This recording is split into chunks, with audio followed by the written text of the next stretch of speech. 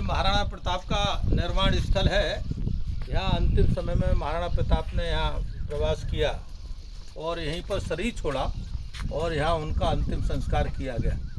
और ये वास्तव में सरकार के अभाव में, सरकार की व्यवस्था के अभाव में दुर्व्यवस्था में खड़ा है।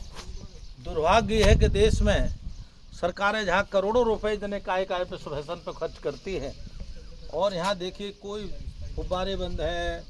या देखिए आप, आज जो सरकारें हैं, अगर महाराणा प्रताप ने वीरता न दिखाई होती तो ये सरकारें आज की सरकारें नहीं होती। क्योंकि अगर महाराणा प्रताप ने अधीनता स्वीकार की होती तो पूरा भारत मुगलों के अधीन स्वीकार हो जाता। और महाराणा प्रताप अकेले के न कारण स्वीकार न करने से कारण से ये भारत बचा रहा, मुगलों का गुलाम नहीं हो पाया। मुगल प्रयास करते रहे पूरे देश को मुगल को गुलाम बनाने का और पूरे हिंदू समाज को मुसलमान बनाने का प्रयास करते रहे, लेकिन वो सफल नहीं हुए। उन्होंने अंतिम समय में इस जंगल में घास की रोटियां खाई, यहाँ तपस्या की।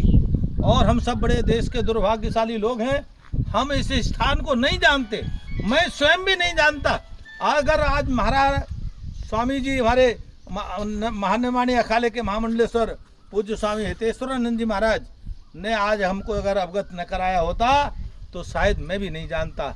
मुझे भी जीवन भर इस बात का क्लेश रहता कि मैं राजस्थान की भूमि पर आया, वीरों की भूमि पर आया, लेकिन महाराणा प्रताप के निर्माण स्थल पर नहीं आ सका।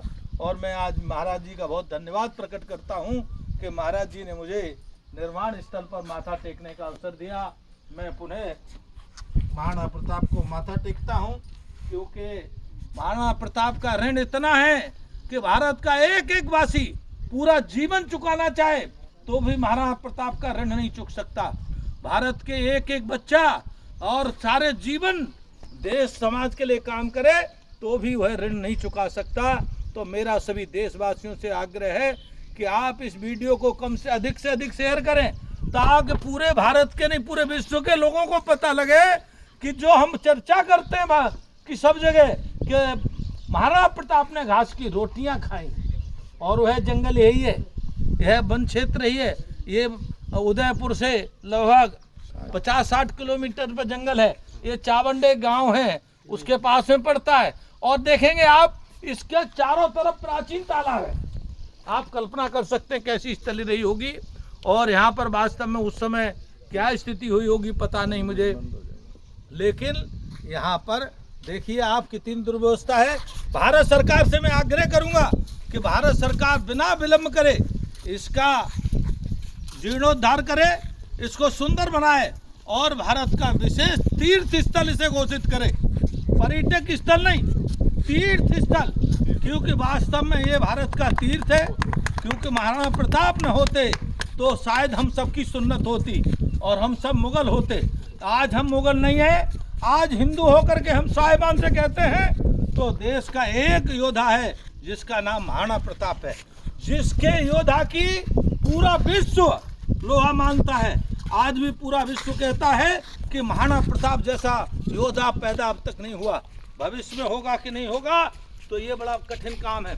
तो वास्तव में मैं आप सबको पुनः आप सब देशवासियों से आग्रह करता हूँ, भारत सरकार से आग्रह करता हूँ, जरा इसकी चिंता करें और अपना कुछ तो ऋण अदा करें कि महाराणा प्रताप के अंतिम स्थान पर कुछ हमारा सहयोग होना चाहिए। जैसा भी हो, वाणी से, क्रम से, मन से, धन से भारत सरकार भी करे। और आप सब वो फेसबुक पर उंगली चलाने वाले लोगों से निवेदन है, मैंने आपसे कभी नहीं कहा कि आप शेयर करें, लेकिन अब आपसे आग्रह मेरा